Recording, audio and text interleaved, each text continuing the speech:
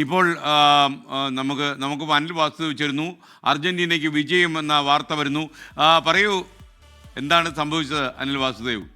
ഒരിക്കൽ കൂടി good morning SKN. അങ്ങനെ അർജന്റീന ഗ്രൂപ്പ് ഘട്ടത്തിൽ സമ്പൂർണ്ണ ജയത്തോടുകൂടി നോക്കൌട്ടിലേക്ക് പോവുകയാണ്. ജോർദാനെതിരെ 1-3 ഗോളിനാണ് ലോക ചാമ്പ്യന്മാരുടെ തകർപ്പൻ ജയം ഉണ്ടായിരിക്കുന്നത്. അതിൽ ഏറ്റവും സന്തോഷം ലിയോണൽ മെസ്സി ഒരിക്കൽ കൂടി ഗോൾ നേടിയിരിക്കുന്നു എന്നതാണ്. പകരക്കാരനായാണ് ലിയോണൽ മെസ്സി ഇറങ്ങി ഒരു 20 മിനിറ്റ് കഴിയുമ്പോഴേക്കും ഒരു തകർപ്പൻ ഗോളിലൂടെ അർജന്റീൻ നായകൻ ഗോൾ പട്ടികയിൽ ഇടം പിടിക്കുന്നു.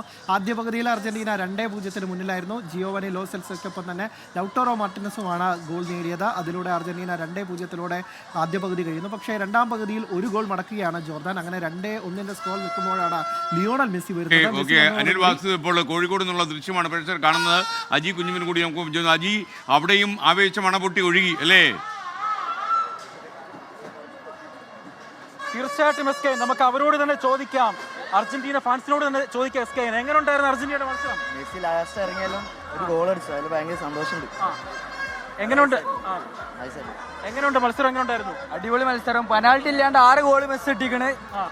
ഒന്നും പറയാനില്ല. മെസ്സിന്റെ ആ എൻട്രി അടിപൊളിയായിരുന്നു. എങ്ങനെ ഉണ്ടായിരുന്നു മത്സരം? എങ്ങനെ ഉണ്ടായിരുന്നു ചേട്ടാ? അടിപൊളി കളിയായിരുന്നു. അങ്ങനെ വലിയ ആവശ്യത്തിൽ തന്നെയാണ്, കുറെ കുട്ടി താരങ്ങളും കൂടി ഉണ്ട്. എങ്ങനെ ഉണ്ടായിരുന്നു മത്സരം? എങ്ങനെ ഉണ്ടായിരുന്നു? മാച്ച് നല്ല മെസ്സിന്റെ ഗോൾ നല്ലായിരുന്നു. നല്ല അടിപൊളി ഗോളായിരുന്നു മെസ്സിന്റെ. നല്ല ഫ്രീ കിക്ക് നല്ല അടിപൊളിയായിരുന്നു.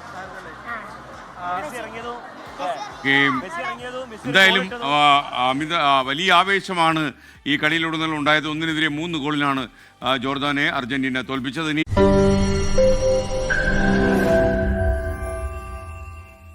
ലോകത്തെവിടെയായാലും ഏത് സമയത്തും 24 വാർത്തകളും ഓഗ്മെന്റഡ് റിയാലിറ്റി പാക്കേജുകളും എക്സ്പ്ലെയിനറുകളും വിശദമായി കാണാൻ ഞങ്ങളുടെ യൂട്യൂബ് ചാനൽ നിങ്ങൾക്ക് സബ്സ്ക്രൈബ് ചെയ്യാം.